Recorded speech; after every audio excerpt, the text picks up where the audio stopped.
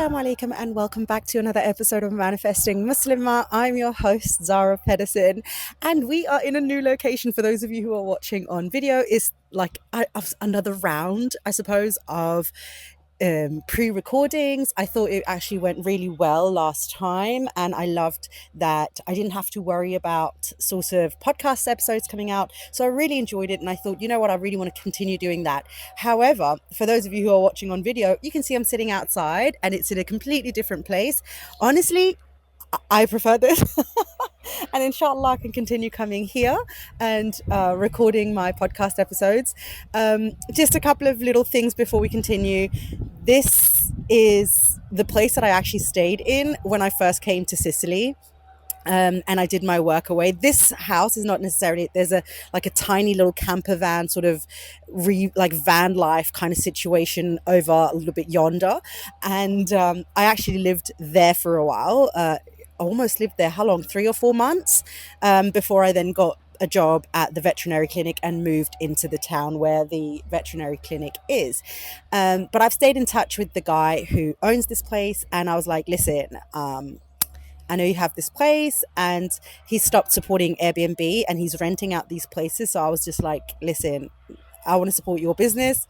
Can I rent this place out and record my podcast? And he let me. So that's where we're at right now. And it is absolutely amazing. Like, just being here, the animals, you can see, for those of you who are watching on video, you can see the 2 cats in the back. There used to be 3, but the third one did unfortunately pass away a couple of months ago.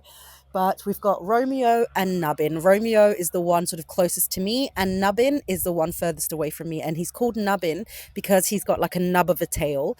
He lost it when he was a kitten. And Romeo is called Romeo because he's such a sweetheart and he just loves cuddles and love and everything. And then there was Terzo, but he died. He was the third one.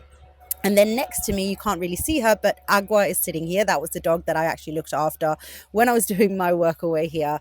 And I've also got my dog Twinkle, and there are chickens. And I'm just saying all of this to let you know that this is not a quiet atmosphere. And I'm good with it. I'm hoping you're good with it, because I'm good with it, because I really just come to life sitting out here with the nature and the smell of nature and the animals. So if you hear a barking, if you hear the cats meowing and they're very vocal, then that's cool. You might also hear, I don't know if you can hear it, I'm sure you can probably hear that somewhere in the background. That's the neighbor. I don't know what he's doing, maybe cutting some grass or something. It is very loud. I was considering waiting before I started recording, but then I was like, why? It's just like creates the ambiance, like we're out in the country.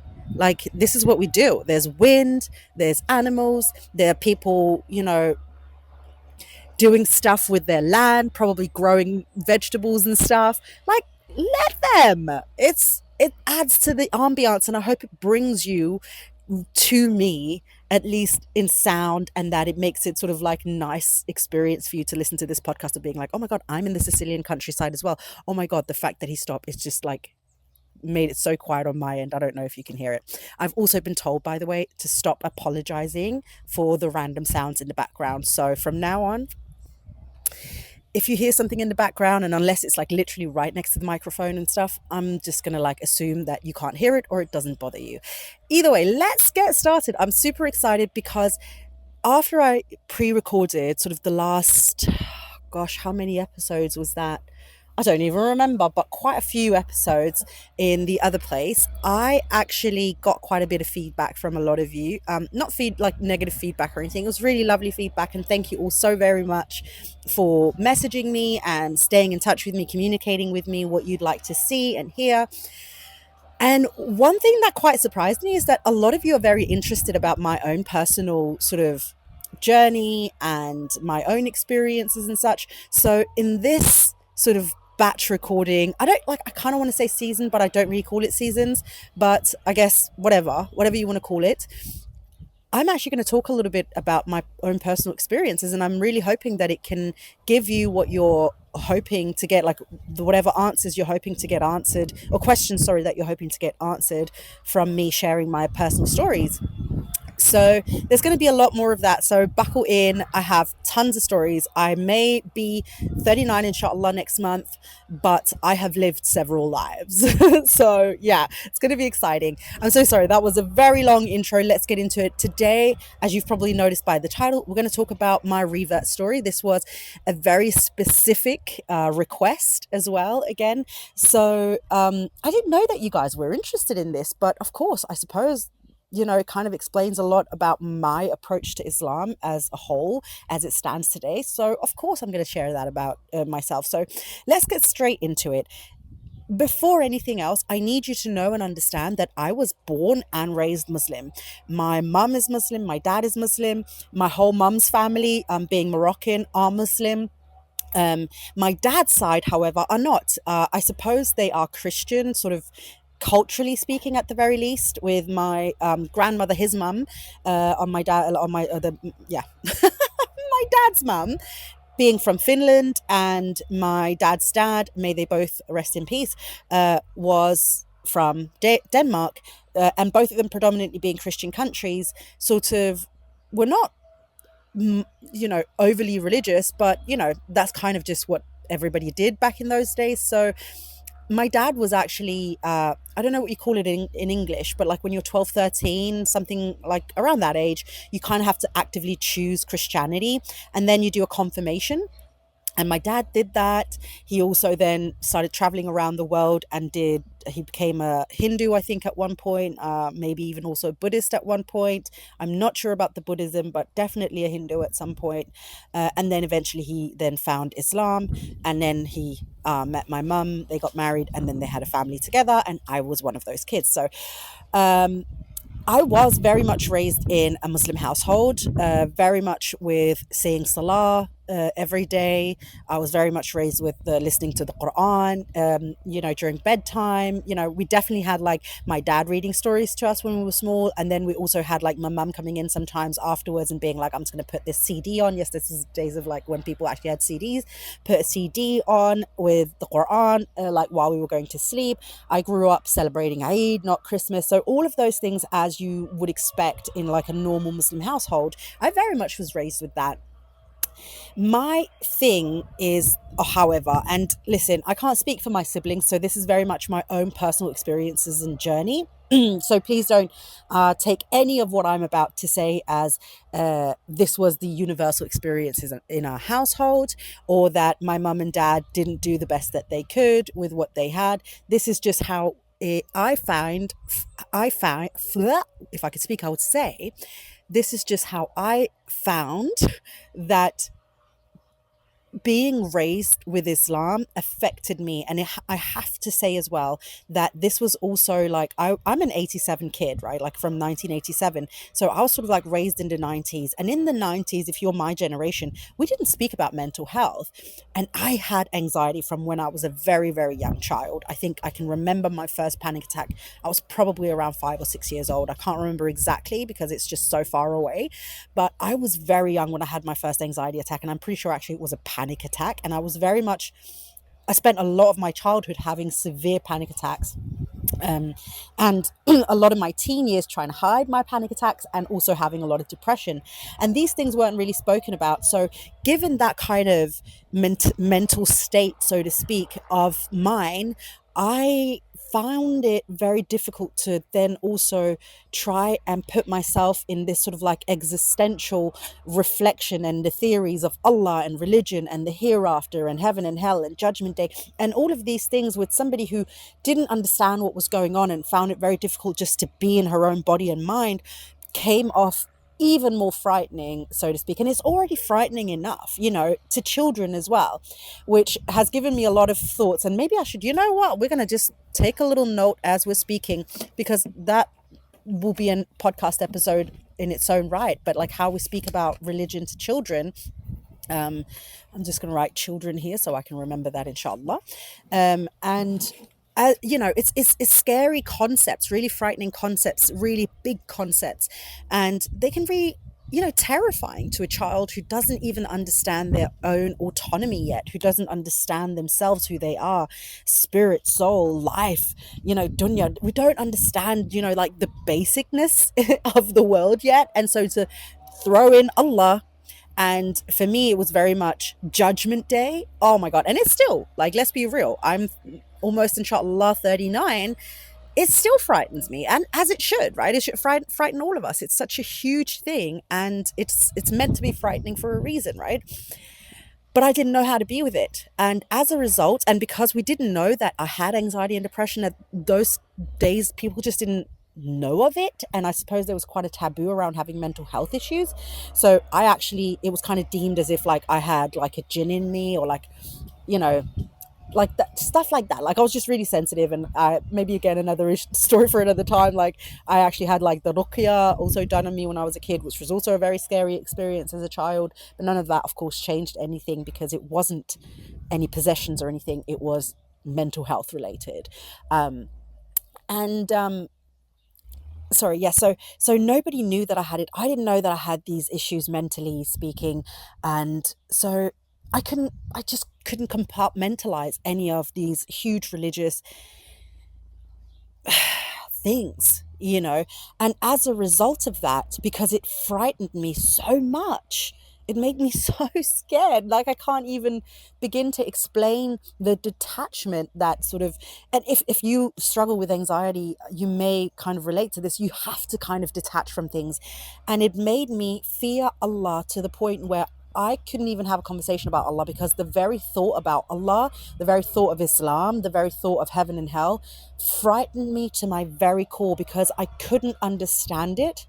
And because of the way that, while my mum and dad did the very best that they could, may Allah reward them for their efforts, everything that they said in return and tried to teach me in return came off very, very scary to me. So whenever, like, my dad would be like, well, Allah is, watching us all the time, I was like, oh my God, I can't run away from him. That was like my thought. I was like, oh my God, like, I can't even hide from him. He sees everything. He knows everything in me. And so he sees that I'm bad and I have these impure thoughts, and he must punish me, and I'm definitely doomed to go to hell. And oh my God, it's going to be awful for me, and I have no chance to go to heaven. I had these really negative thoughts about Allah, that because I was so scared. I was so scared of him and Islam in general and the hereafter. And I really, really now contribute a lot of that to having anxiety, unchecked, unbalanced anxiety, not known what that was. And as a result, everything kind of becomes an issue. So I grew up until I was sort of like in my teens. And I actually, as well, and I'm just going to throw this in there, at one point when I was quite young, I must have been 10, 11. I was like, well, if you can't beat them, join them. And I thought, well, I need to do everything I can to make Allah pleased with me. So I started praying more. I started sort of like being like, okay, I'm going to just have this relationship with Allah from like a kid, so he can't like point his finger at me on Judgment Day and make me go to hell. I also, like, I did feel a connection, I'm not going to lie. So it wasn't, like I did it all from like a place of quote unquote hypocrisy, but it's not going to be hypocrisy because I was a kid.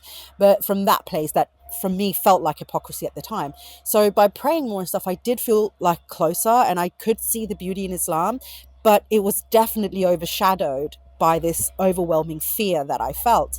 But at one point, and I remember this very clearly, we were in Morocco visiting family over the summer holidays, which we always did in the summer, because that's just what you do when you have family outside the country that you live in, I suppose, or that's what we did at the very least. I remember one day everybody was in the living room in the house down there, and I was sitting and just looking out the window, looking at like the people walking past, looking for street cats and stuff. And the adhan started going. I can't remember what prayer, but the adhan started going, and I just had like this feeling of like, I want closeness with Allah. Like, I just want to be close to Allah. And I remember I had this, like, it was such a very moment for me. And in my head, I was like, wear the hijab, make Allah proud, just wear the hijab. And I turned around to my mum and dad and I said, Mum, Dad, I think I want to wear the hijab. Now, despite what you might think, my mum and dad were against it to begin with. They were like, you're too young, you don't understand sort of what it means to wear the hijab. I think for them, they knew what the political climate was like in Denmark, and they knew that it was going to be tough for me, and they kind of wanted to protect me. But they obviously let me know that it was my decision. They weren't going to stand in the way of it, but they were sort of like, "Are you sure? Really think about it. If you change your mind," and they were very reassuring. Alhamdulillah for that. But I kind of stood my ground because I was like, I'm doing it because I want to be close to Allah. And so I wore the hijab actually for 5 years. I took it off when I was 16, and I took it off, which then leads to sort of like my next chapter. And I did actually experience a lot of other things also in Denmark as a kid wearing the hijab. And I understood now like the responsibility of wearing the hijab, which again can be a whole other episode if you're into that. But when I was 16, I was kind of coming into my teen years, and I felt that disconnect again because years had passed. I'd stopped praying again. So now I was just kind of wearing the hijab because, I'd committed to it, I guess, or something to that effect. And so I felt like I had to continue wearing the hijab. And then I kind of came into my rebellious years around like 14, 15, 16. And I wanted to be like the other girls in my class. I wanted to be like all of my other friends who, dressed up, who went out, who hang out with boys. I know it's so shallow, like looking at it today as, again, like 38, 39-year-old. I hate when you're just on the cusp of your birthday and you're not sure if you should, just say your next birthday age or if you should stay in the birthday age you're at now. I don't know. Either way, I digress. But I wanted to be like the other girls. I didn't want to be different. I also went to a very Danish school. I was the only girl in my entire school at the time who wore a hijab. There was not very many Muslims. There was like a handful of Muslims in the entire school. So I really felt othered as well. I really felt different from everybody else. And so I ended up taking the hijab off when I was 16. And by extension, not quite knowing this at the time, but I also left Islam, not because the Islam for me lay in the headscarf, but because I took it off because wearing the hijab and understanding like what was going on around me and being in my rebellious years, I was like, am I a Muslim because I'm raised Muslim, or do I actually believe in it? You get into that age group and you start thinking about like, who am I? Who are you? What do I believe in? What do you believe in? And even when you don't have the full picture yet, like we don't fully understand the whole world yet or anything like that, we start reflecting on these things. And one of those reflections for me was like, Islam is taking up so much of my life, but I don't even know if I believe in it. And at that point, it very much felt like, well, you were just kind of given it. You like it wasn't a choice. I didn't choose Islam. It was just kind of like handed to me by my parents, and there's nothing wrong with being handed Islam in that way. It's a beautiful gift, but it still has to come from yourself. Like there has to be a drive, and I didn't have that drive. I was still very much in fear of Allah, and I didn't feel necessarily super connected at that point anymore. And so it just kind of felt like, oh, I'm just kind of doing it because that's what my mom and dad expect of me, not because that's what I expect of myself or what I want for myself. So while I couldn't potentially admit it at that point, and it took me very many years, in fact, it took me coming back to Islam even to recognize that I actually effectively left Islam. Maybe not like on that day or anything, but that was sort of like my journey to be like, I'm going to figure it out for myself. And effectively, I just stopped living as a Muslim.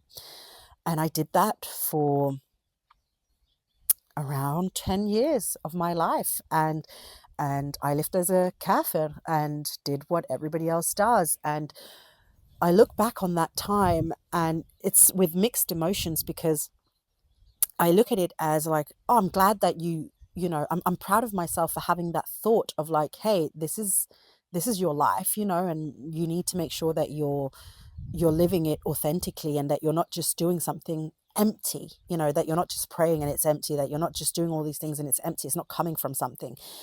Because I also understood at that time, but if Allah is real, if God is real, then he can see that it's empty. So it's just like, so there's no point, it just felt like, what am I even doing here? Do you know what I mean? And so I left Islam effectively and I did my things, there's a lot of the things I'm not proud of today. And I, ask Allah for forgiveness for every single day in my prayers. And I, I look back at it and I'm like, oh, girl, we could have done without that chapter. But, I'm here today because I lived the life that I lived. But a couple of things happened in succession. I'm not going to go into greater detail with it, but just to give you an idea, was when I was 19, I was diagnosed with stage 4 cancer. And a lot of people wanted me to turn to religion. Again, I was obviously surrounded by a lot of Muslims. A lot of my mum and dad's relations were like, Muslim people. And a lot of people were like, oh, pray to Allah, I'm going to make dua for you. And all of that felt so empty to me even then. And it felt very hypocritical to me to like be like, okay, now I need God or something. So now I'm going to start praying or something. It felt very hypocritical. So I again took another distance from Allah because I was like, I'm not going to be a hypocrite because Allah will see right through that. Like, oh, you were doing okay and then you didn't need me. And then all of a sudden, shit hits the fan, excuse my French. Now you want to come to me? And it just felt so hypocritical to me. So I was like, I'm not going to ask Allah for anything in this case. A whole other conversation for another day. Again, I feel like I say that so much. But again, we're talking about, what is essentially like nearly 30 years of a life that came before I sort of like reverted to Islam. So there's a lot of things, a lot of reflections that go into it. And if at any point you're listening to something in this episode, by the way, and you're like, I would like for you to speak more about this, feel free to send me a message and I'll absolutely do that. But for now, I'm just going to give you sort of like the rundown, the overview. So yeah, even like during my cancer experience and my treatment and everything, I took a very big step yet again back away from Allah and religion because it felt very hypocritical to me to ask for help in that moment just because I got this thing. So I spent a lot of that time feeling very alone and very scared, not really feeling like I knew where to turn to get that kind of help. And it definitely formed a large part of my journey while I was in treatment and the years following. And alhamdulillah, as we know, I'm sitting here today. So it was successful treatment and I went through my remission afterwards, 5 years it was at the time. And alhamdulillah, I don't know if you can hear the wind, so I'm just going to try and block it a little bit in case it's very frustrating. But I went through my remission, and during my remission, I moved to London. So I was 20, just about to turn 21. And so I moved very quick. Everything happened very quickly because one thing that the cancer journey did for me was it very much reminded me of my mortality. And when you're 19, you don't think about your mortality. You don't think you're going to die. You don't think about death very often for yourself, like as a thing for you. So it wasn't something that I had thought about in that way before, but I thought about time and about death, and that became very important to me. So sort of like live your life, so that's why I moved to the UK. And again, I would fly back home to do my remission check-ins and stuff. And one thing happened to me which was quite pivotal, which was when I finished my 5 years of remission and the doctors were like, you now have the chances of cancer like everybody else. Like you are no longer in greater risk of, getting cancer than anybody else. So we're going to set you free, right? And it was first it was really nice, of course, very beautiful to hear those words and very much needed as well. But one thing that was quite unexpected for me was the feeling that came of, oh my God, I'm alone. Like I got to figure this out on my own. And nobody's going to, take care of me. Nobody's looking out for my mortality and nobody's, watching over my health. And, so it just felt like, okay, now I've just had like 6 years of my life. I was 25 at the time when we finished with the remission. And I just felt like, oh, this is scary, really, really frightening. And what it did for me at the time was, and so unexpected, is it triggered so many things within me. A lot of depression, a lot of anxiety, a lot of fear. Again, I felt very much alone again. At this time, again, I was still living in London. My whole family was living in Denmark still. So I was very much alone. And it triggered, again, at this point, I still didn't know I had anxiety and depression. So it basically just ran amok in those days. It was probably like a year or so where I ultimately, like, it just became worse and worse and worse and worse, that I became a shut-in. And I had some money saved, and so I was living off of my savings. I was barely going to college. I was studying journalism at the time. I was just going, like, barely, just so that they wouldn't kick me out, and I was just barely holding on through gritted teeth with, like, in my life. And I was having several, like, 20, 30 panic attacks every single day. I thought I was going mad. I thought I was going crazy. And eventually I did go to the GP, and I got the diagnosis of anxiety and depression. Um, and that answered a lot of questions for me, in terms of, like, oh, this is what's been going on for me my whole life. And so what I actually ended up doing was, I didn't end up going on medication. They offered me medication at the time, but I decided that I wanted to try a more holistic path. So I started exercising, looking after myself, doing a lot of research online on how I could what I could do to sort of try and help, from a holistic journey, my own anxiety and depression. And I did get very, very far, and I could manage it quite well most of the time.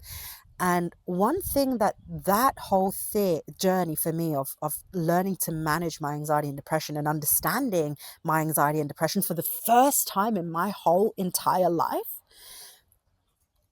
not running around feeling scared 23 hours of the day, it opened up a whole new world for me.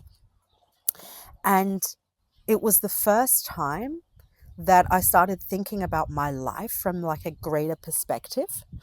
And as a result, started thinking about also religion and God and Islam and other religions as well, of, like, well, who am I then? And how, like, my understanding of the world up until now feels very different, or, like, it feels very much, I could see how much I was sort of plagued and really quite suffering from anxiety and depression, specifically the anxiety, right? And how much it had shaped my world from to being a world where I would avoid everything that scared me, even a little bit, even if it just scared me once, it was sort of like on my no-go list. I had very much shaped a life around my anxiety, where I could cater to my fear by avoiding it.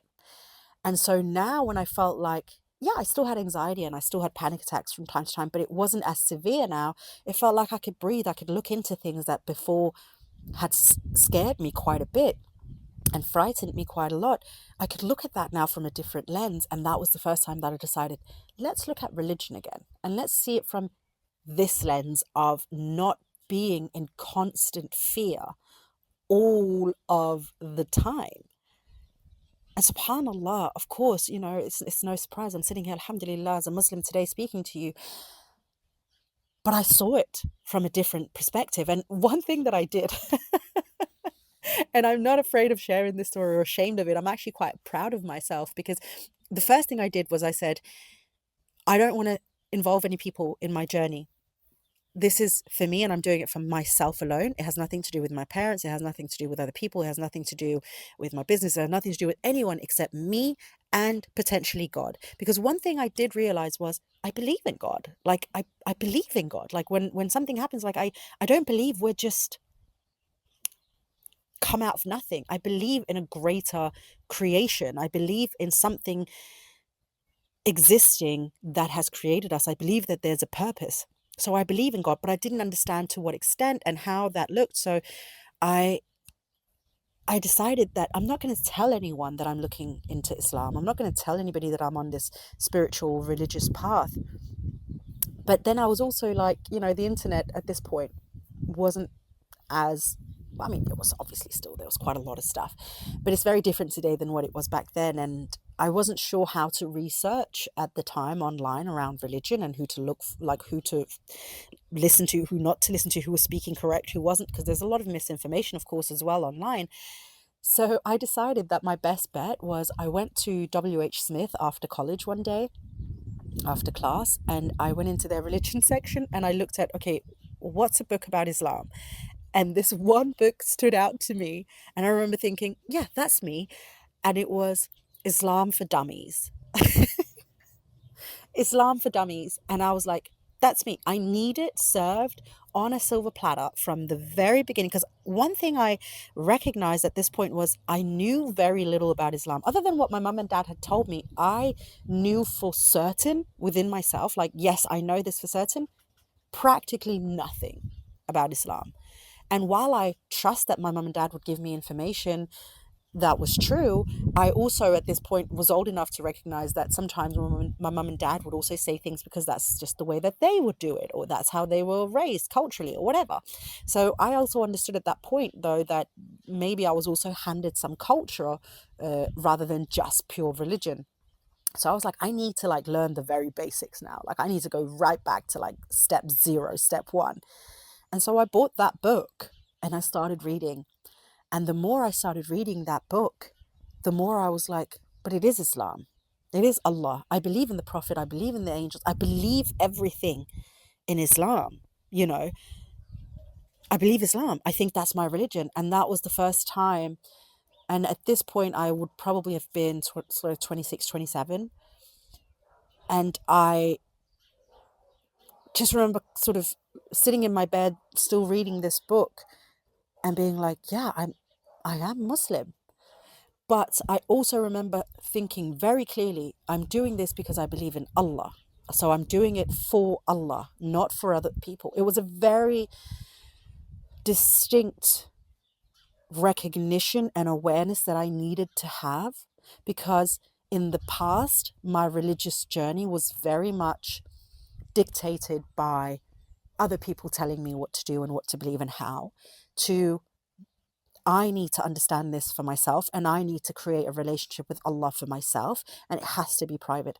And a lot of my like first few years in my religious journey while being outwardly Muslim and now owning that, because I was very proud of that, um, the rest of it was very, very private. And I kept a lot of it private. I didn't pray in front of people. I wasn't like praying 5 times a day. And I feel like that's very important for me to say, because it took a while for me to like really get into the salahs and stuff. But I would pray from time to time. And all of those things I did in private, because I felt like this is so intimate. And what I'm doing and what I'm creating in this relationship with Allah is so intimate. It felt very intimate to me and very private. And I was like, I will not allow anything or anyone to pollute it with their opinions, with their experiences, with what they think they know. I'm going to purely base this off of what I know to be true. And that is that I believe in Allah subhanahu wa ta'ala. I believe in the Prophet sallallahu alaihi wasallam, and I believe in the angels. I believe in Judgment Day. I believe in heaven and hell. I believe in the Quran. I believe in the hadiths. I believe that Islam is the path. But I have also just lived, which I didn't mention before, but my dad was a very public figure in Denmark growing up. And a lot of people knew him, which also meant that a lot of people had a lot of expectations around me and what I should look like as a Muslim and things, which kind of, again, gave me a lot of just really strange, like negative connotations around Islam and how people were, and Muslims and stuff. Specifically, it's not Islam, how Muslims were. And I just remember thinking, I'm not going to allow anybody to come in and pollute this pure connection that I have right now, because I want to keep it. I don't want anybody to come in and mess it up, because they've messed it up in the past for me. And it's such a fragile thing, this connection with Allah. And we need to, and I'm saying this as for you as well, in case you need to hear it, we need to protect it. We need to look after it. We need to nurture it. We need to do what we can do to make sure that our like basic, most intimate connection with Allah remains. And everything else, while it's still important, you know, it's easier to sort of like, you know, come to it and learn more and all these things. But that one thing, that reason why we're coming to Salah, the reason why we're fasting, the reason why we cover up, the reason why we don't have premarital sex, the reason why all of these things is not to please other people. It's because we love Allah. And so that's just a little thing for you. If you haven't been doing that, or if you haven't been prioritizing that, make sure you're safeguarding that as to the best of your ability, because that is what you'll keep coming back to. And yeah, that's pretty much where everything kind of came from for me. It was living a lot of my first few years as a Muslim, very much spiritually alone. I don't know how to say it, religiously alone. I never went and prayed with other people. I never talked religion with other people. It was very much a private matter, until I felt like I'm strong in my connection with Allah. And then I started sort of like, okay, now I feel so strong that nothing really can remove me from Allah, Allah from me, I should say, rather, because I mean, I hope nothing will remove me from Allah, but like, life and the trials of this dunya. But my connection with Allah, like how I see Allah and my love for Allah, nobody and nothing can remove that from me. That's when I started sort of becoming more social with the Muslim Ummah, and sharing more of my journey as a Muslim and things like that. And yeah, that is pretty much in the roughest, long story short kind of way, which is still, a good half an hour, but still how I that is my how I came back to Islam, how I reverted to Islam, the driving forces, the thoughts behind it. As I said, this is just, there were so many more thoughts going into each and every chapter and step, from my cognitive understanding of Islam, my distancing as a child from Islam, the fear that came, the leaving of Islam, the everything, every single thing had its own sort of journey and reflections and pauses, moments for me to take stock and to question not just myself but the world around me. And each one of them was so vital in my journey. None of them were like, oh, I could have done without this. No, every single one of them led me to the point where I comfortably could say I am a Muslim, not because I was raised with it, but because I've chosen it, because I truly believe in it. And I truly believe that a lot of my confidence today as a Muslim comes from that. It comes from the whole journey, knowing what it's like to have a discombobulated relationship with Allah and Islam, knowing what it's like to leave Islam, to not have Islam at all, to not live that life, knowing what it's like to relearn and to try and curate a relationship with Allah, and learn and knowing what it's like also to be in that full relationship where every day you fall more and more in love with Allah subhanahu wa ta'ala, and even the Prophet sallallahu alaihi wasallam, which is actually quite a new thing for me. I know, that's a story for another day. That's the tagline for this episode. But yeah, this has already been a very, very long episode. Please do let me know if there's any part of this journey in my Revert story that you're like, I would love to hear more about this, or if you could go into details about that because that's what I'm going through, or whatever. Please just send me a message over on Instagram at Manifesting Muslim and let me know. I'm not shy about talking about any of my journey, because again, as I said, it's not that I look at it like with pride of leaving Islam, but it's understanding that every step of what I went through led me to where I am today. And I'm so happy with where I am today that it's hard for me to not recognize the value in every single step that I went through prior, even if it's not the most beautiful parts of my journey. All right, my darling, that is where I will leave you today. Thank you so much for supporting and listening to this podcast. Thank you for listening to this episode. I thank you for leaving a nice review wherever you're listening in from. And if you haven't done so already, don't forget that I am over on YouTube. I have hit 500 subscribers now. The next goal is 1,000, inshallah. So if you haven't done so already, please go ahead and subscribe to my channel. It's also at Manifesting Muslim over on YouTube. I really appreciate you. I love you very dearly. I'm very grateful for you and for you giving me your time to listen to this podcast and support what I do. My darling, I will see you next week, inshallah, for next week's episode. But until then, my darling friend, please don't forget to live in love.